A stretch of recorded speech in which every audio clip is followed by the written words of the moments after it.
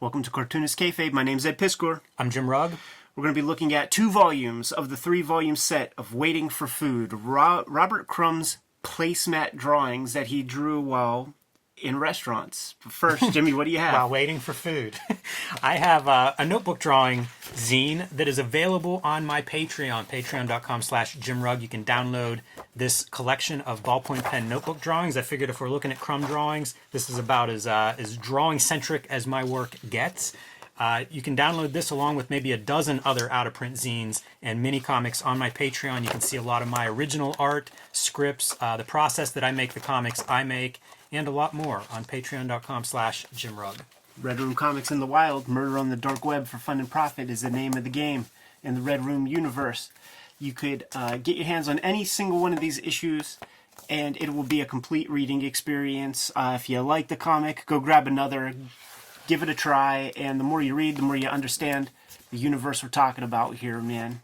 That universe, like I said, Murder on the Dark Web for Fun and Profit, man. Hardcore stuff.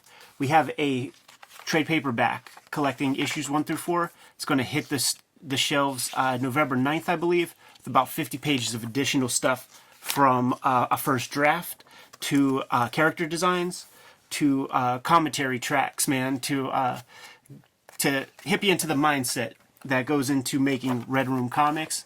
If you want a good primer on the series, go to my Patreon, patreon.com/EdPiskor. For $3, you can get the archive of Red Room comics digitally before it hits paper, but there's a PDF of this free Comic Book Day comic up there for free that can be downloaded.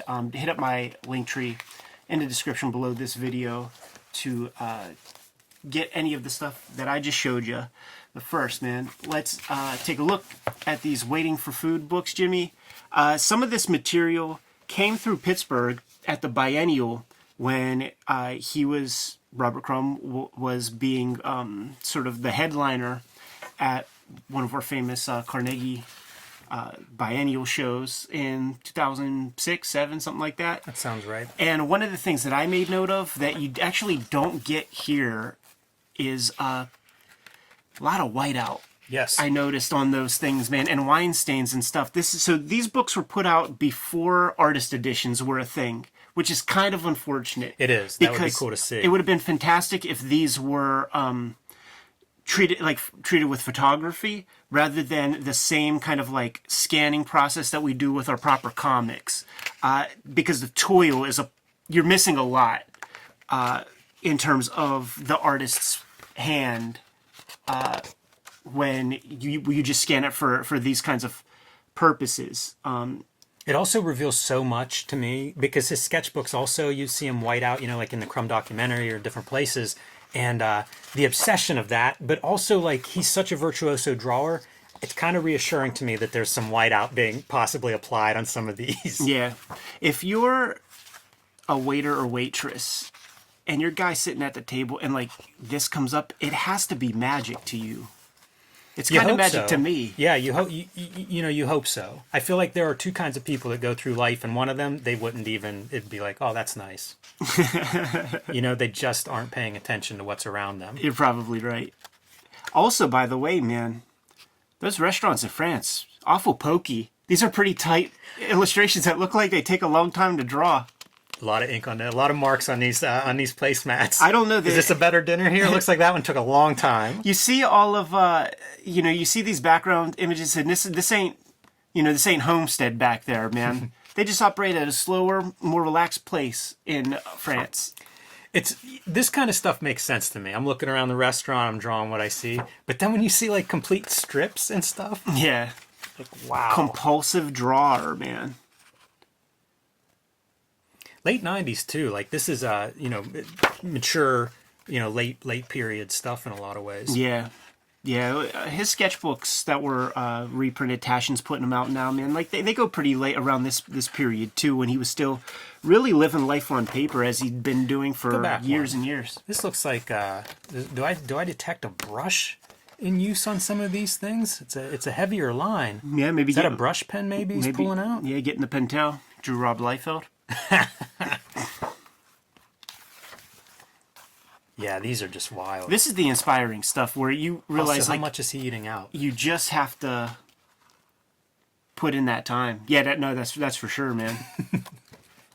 And you know what? Also in that Crumb documentary, if you see some of the meals that they prepare, just like spaghetti noodles with butter on it, maybe you go out if you could foot that bill, man.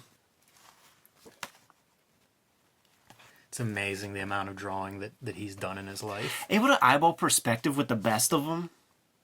You know? Like, he's been doing that kind of shit since the 60s, and it all feels right. The thing that I always take away from him is the cartoon language part, because who knows about that accuracy of that perspective, but it's that cartoon perspective, and it's understood. Yeah. You know, it reads fast, it makes total sense, and even the stuff that looks like it's maybe drawing somebody sitting at a nearby table, it still has that cartoon language permeating through it. Yeah.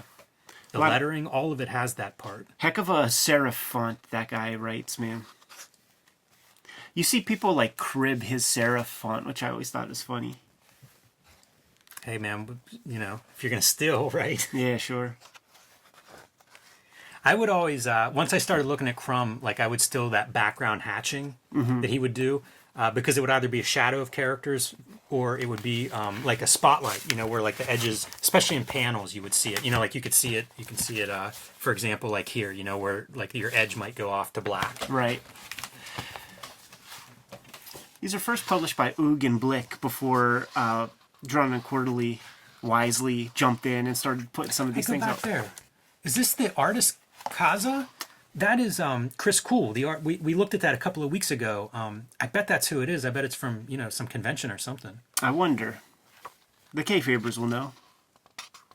That would be neat. Like, I wish I knew all these people that he's drawing, because now that you think about it, it's like whoever's, you know, who's he having dinner with? Other cartoonists sometimes, and who knows, maybe some musicians. And there was some good, like, I think it's I like that. That's still life. You Right. don't see a lot of that stuff. Self-Loathing Comics, which is a comic strip we'll check out at some point, where he's kind of like living his life, doing some things. Like he might be going to Angoulême or something, and when Charles Burns pops in, Charles Burns will draw himself in the strip, and then Art Spiegelman shows up, and then Spiegelman will draw himself. It's a really cool little set of comics. Unbelievable.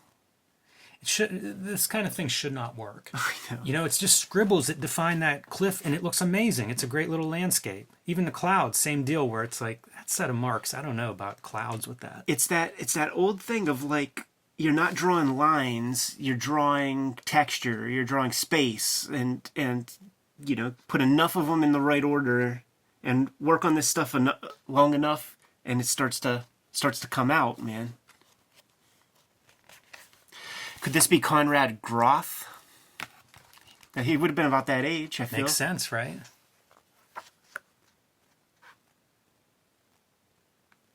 Nadja's hair? Could Nadja be Art Spiegelman's kid?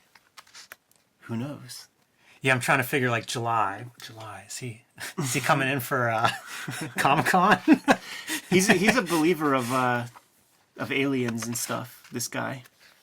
Where do you find that out? In a lot of his correspondence and some journal stuff that he put out there. I was going to say, is that Mel Gibson? Wow. No.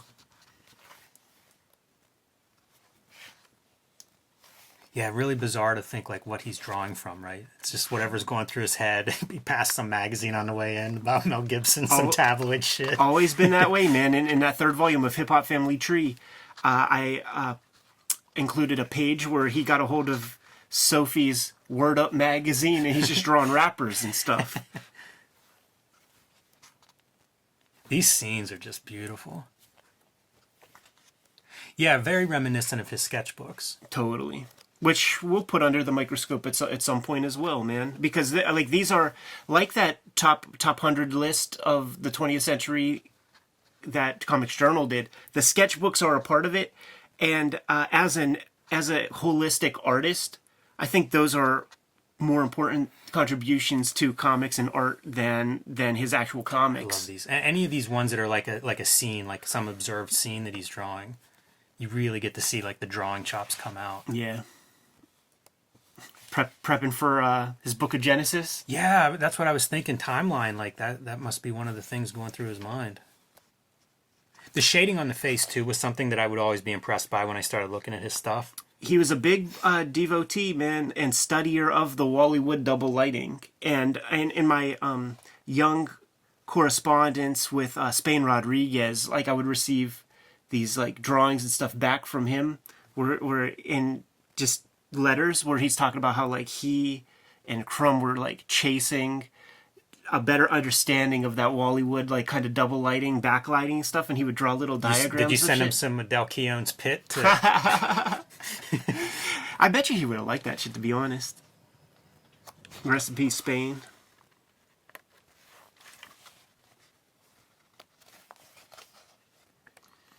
This is that inspiring stuff, man. It just makes me excited to get back to the drawing board, dude. Yeah, a lot of invention on these pages. Heinz 57, man. Little call out to Pittsburgh. 2002. Makes me wonder now, like when exactly that biennial was. Yeah, he blew off the big $500 a plate dinner to go hang out with Jerry from Jerry's Records and go buy some stuff. Excellent, man. You see these books, you scoop them up, especially if you're a maker of comics, drawing specifically, because this will put lead in your pencil. What do you know about Ugin Blick? Not too much, man. All that I know about them is that they published these things first. Yeah. You know, like before the Drawn and Quarterly ones started showing up, Phantom of the Attic would have the Ugin Blick joints. Yeah, that's a name that I know, and I don't know why I know it. I'm trying to think of like what all they've done, that would have been on my radar and stuff. So fun stuff, man. Kayfabers, like, follow, subscribe to the YouTube channel, hit the bell, we'll notify you when new vids are available. It's out there, Jimmy. Join me on patreon.com/JimRugg, where you can download my out-of-print zines and mini comics, including my ballpoint pen notebook. You can also find original art, process post, scripts, how I make the comics I make, like Street Angel and Plain Janes. All that and more at patreon.com/JimRugg. Red Room Comics in the Wild, Murder on the Dark Web for Fun and Profit. 4 issues of the Antisocial Network out on the stands as we speak. Single issue, self-contained stories. So see an issue, grab an issue. Or hit up my Patreon, patreon.com/EdPiscor. $3 for the archive there. And you'll be able to read these comics before they hit paper. What else do we have, Jim? Subscribe to the Cartoonist Kayfabe e-newsletter at the links below this video. You can also find Cartoonist Kayfabe t-shirts and merchandise at the links below this video. Given those marching orders, we'll be on our way. Draw more comics.